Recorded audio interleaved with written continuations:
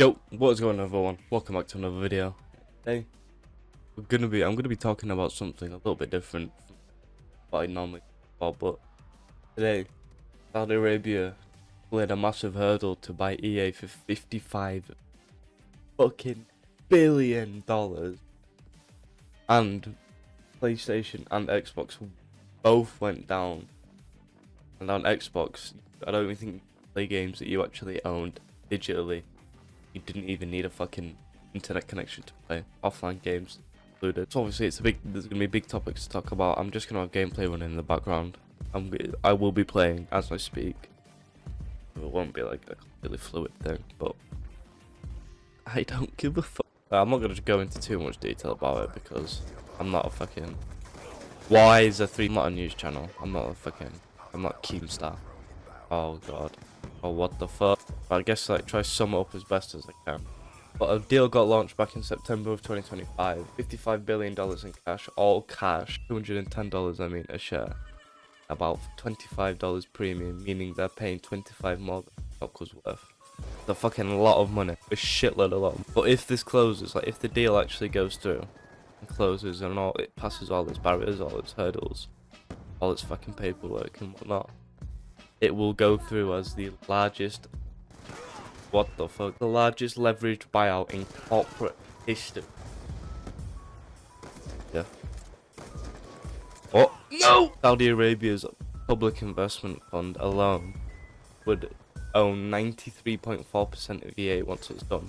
Basically, they would own the entire But the main reason I'm talking about this was literally not even that long ago, last week, 4 days ago, something like that. The European Commission approved the deal under the EU merger law, which is a huge fucking like hurdle for them. Pretty sure that's like one of two major hurdles. Their reasoning was there was no competition concerns. It's just straight ownership change, so with not a merger with. Look at that! Grow up! Oh, that could have been the cleanest lineup known to man.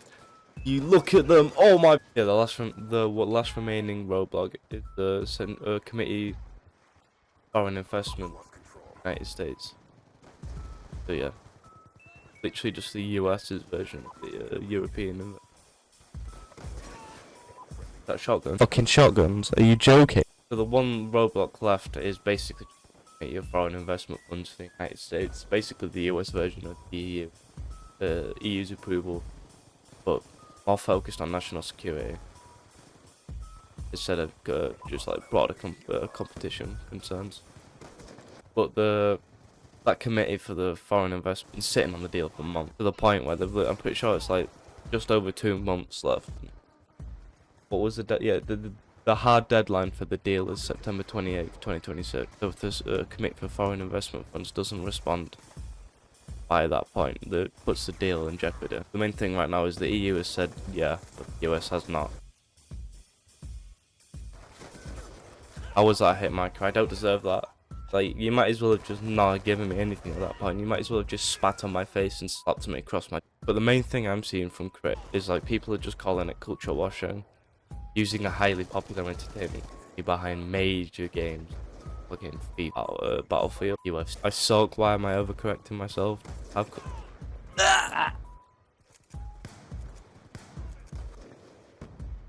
Games like Formula 1, WRC, all sorts. You got a massive catalogue of games under the belt. What the fuck was that? Did that guy just fly across my screen? Oh, there's so many people there. It could have been a nice clip.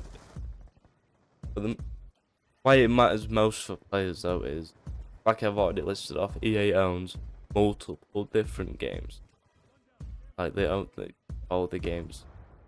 But if all of these games, the esports chunk, that infrastructure goes to a sovereign wealth fund tied to a foreign government, raises real questions for gamers. Obviously, not over just pricing, but over, most importantly to me anyway, where game servers will live, where data servers will live, stuff like that. Like what's going to happen to us? Like we have no clue how the data is going to be managed, how these servers are going to profit.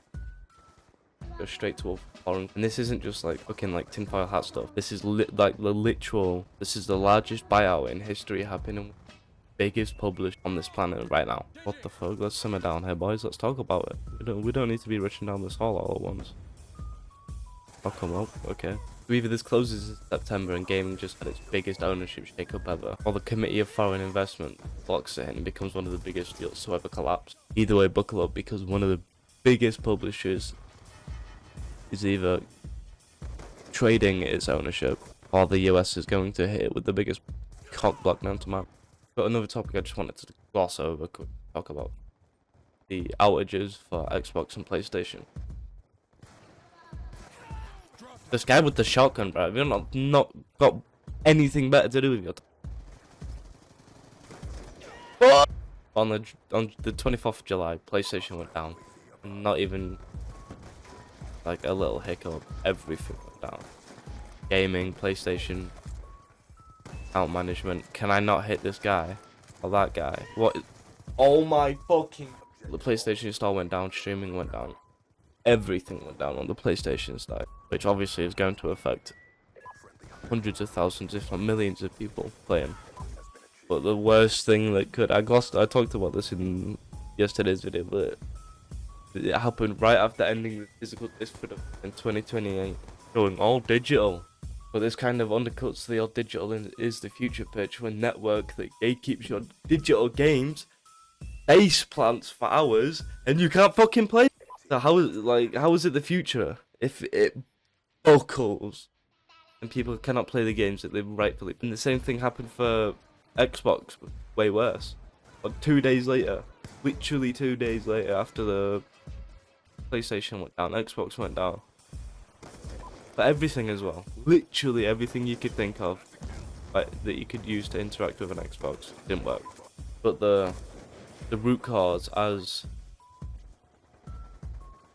not Van Villa has said anyway, it was like some sort of internal Microsoft license service shared across a vast majority of Microsoft servers. It's not exclusive, but it just all started failing overnight, and once it started failing, it was a catalyst, domino effect. Multiple things to start failing. But yet again, just like on PlayStation, because entitlement and owner checks failed, it blocked people from watching single player games that they already owned, had downloaded. Not multiplayer ones, not online, that you had downloaded onto your physical hard drive or SSD. So yet again, these companies are proving themselves that these digital licenses are just not a good idea. Digital games are just simply not the future. How much range does that fucking thing have? I hope the fucking worst on you. We don't actually own any digital game. We own permission gated by a server that can go down anytime, which if it goes down, we lose permission to play our games, which is a massive $60 to $70 wasted. That guy hard scoping, I bet he is. Grow up, bug.